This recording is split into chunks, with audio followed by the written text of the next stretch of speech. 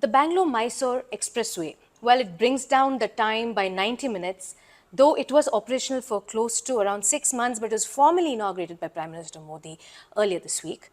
But there are a lot of concerns that are coming up, and the concerns related to high speed, because it's a high-speed expressway, concerns related to life, threat to lives, because the possibility whether motorists are allowed on that, I'm talking about two-wheelers, and whether people can possibly endanger their lives, all because of one operative word called speed.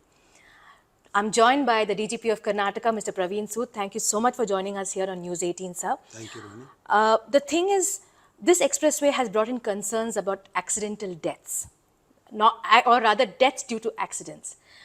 Is there a possibility, because this is a high-speed expressway, the first of its kind in Karnataka and a different type in India as well, is that a concern, especially when it comes to speed? Well, first of all, I would say this is a fantastic piece of infrastructure. It will make the journey between Bangalore and Mysore very comfortable and faster also. Unfortunately, people are placing too much of emphasis on fast travel. I would say it's time for us to think that not only it should be comfortable, faster, but even safer. And I have seen large number of people trying to find fault with infrastructure here and there. There may be no infrastructure is perfect, and I am sure there is scope for improvement even in this. But the fact is, it's the best piece of thing which has happened in Karnataka ever. Now there are various stakeholders who will be using this highway. Each of us have to be more responsible. We generally have a tendency to blame the infrastructure or the deficiencies for all the accidents that may happen and that are happening. But we have to do some soul searching. Are we driving responsibly? Because I always say that good infrastructure does not ensure the safer travel unless and until the people, the commuter, drive responsibly. Right. And the most important factor when we talk of driving responsibly on this is to drive not so, I mean, it's a license to drive, it's not a license to fly. The elevated road looks very nice, it is nice, but certainly we have to have self-control. To think of having enforcement on the top of elevated road would just defeat the purpose of having this. Enforcement means physical police. Physical enforcement is no, because that would defeat the purpose, and it's not a very good thing to do also. So people have to drive responsibly. I do not know, initially there may be mixed kind of traffic, so every stakeholder, every user has to be considerate to the other stakeholder like two-wheeler or four-wheeler and even heavy vehicles. But the bottom line is one has to drive not so fast and in a much safer manner. But is there a concern that the possibility of deaths on these highways will go up because of the speed that is people will be driving in? Historically, yes. If we see, I will give two examples. I was Commissioner of Police Mysore when this 2-lane became 4-lane. This is in 2007. 2007. It became 2-lane. It used to be single lane on each side, so total 2 lanes, and it became 4-lane. That was the time. And it's a fact that the number of fatalities went up by 200 to 300%. For the simple reason, one, that the villagers who live on both the sides of this highway could not comprehend the change. They went on as if it was life as usual. For a villager, it is difficult to comprehend that the vehicle which used to drive at 40 is coming much faster at 80 or 90, and they would become victim of while crossing the roads. The second, the motorist who, again I say, misunderstood it to be a license to fly and drove very fastly. Third, at that time, there were not many facilities for the people living on both the sides of the road to cross the road. I mean, there are villages, people have houses on one side of the highway, their fields are on the other side of the highway, they have to take their bullock carts, no barricades tractors. As well. At that time, there were no barricades also, so people would just run across and cross. So that time the fatalities went up very high, 2007. Another example I would give, when the new airport opened in Bangalore in 2008, beyond Hebbal, it was like a village-like situation.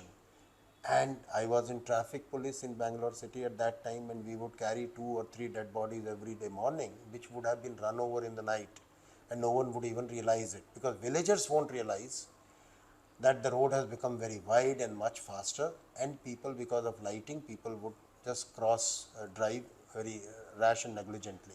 So there also the fatalities went up. This is that Now, Bangalore to Devanali through the new airport road you're talking about. yes, that was 2008. Now this coming specifically to this highway, this is much better because large portion of it is elevated, and whatever is elevated or not elevated, there are side walls, so it's not easy, or it's not normal for the animals to stray into the highway, or to children to run across the highway, even the villagers trying to cross the highway. So it's a much better. Nevertheless, see, going by the past experience, because motorists tend to misuse the facility, and none of us is looking into ourselves that we also have responsibility to drive safely and be safe. So the number, initially the number of accidents would go up, but with little bit of awareness among villagers who live on both the sides of the highway, and more responsibility, and maybe little bit of enforcement at the toll gates. We can't do much enforcement on the elevated highway, but toll gate, the number of fatalities should come down and stabilize. But yes, initially, as we have seen, the fatalities go up. You were mentioning in 2007 when it moved from a 2-lane to 4-lane, you saw a 300% rise in fatalities. Yes. Is the number very similar when it comes to this expressway? I don't think so, no. But you in terms of number, percentage, would it be 50-60% rise? I don't have the figures right now. I have not had a look at it because it's just 1 or 2 months. But I expect a 30 to 40% increase initially, which would subside and stabilize later. Once people understand. As the awareness. See, for a villager, that the vehicle is now coming at 120 speed and not 60 or 70, it takes time to comprehend. So things will stabilize, and if people are responsible, I would request and appeal to people that rather than finding engineering defects and finding reasons for accidents, if they start behaving well and if they start driving responsibly, the fatalities will definitely come down, and this would be one of the safest roads. I mean, this is one of the best infrastructure we have got in Karnataka, and this would become faster as well as safer road in times to come. What would you be telling especially motorists? And I'm talking about four-wheelers now, because even though you said it could be a mixed traffic for now, there is a possibility that NHAI looks at diverting two-wheelers and tractors to the lower part of the expressway, while four-wheelers use it at the speed of whatever recommended speed of 100 to 120. What is the advice you'd like to tell them? No, I am sure NHAI will have a plan to that effect, because they are the owner of this highway, and traditionally there have been schemes where the two-wheelers and slow-moving vehicles like tractors and small slow-moving vehicles are asked to go use the service lane or the road below, which I guess is sometimes toll-free also. So it's a decision which they would take. But yes, mixed traffic makes it more difficult, makes it more dangerous.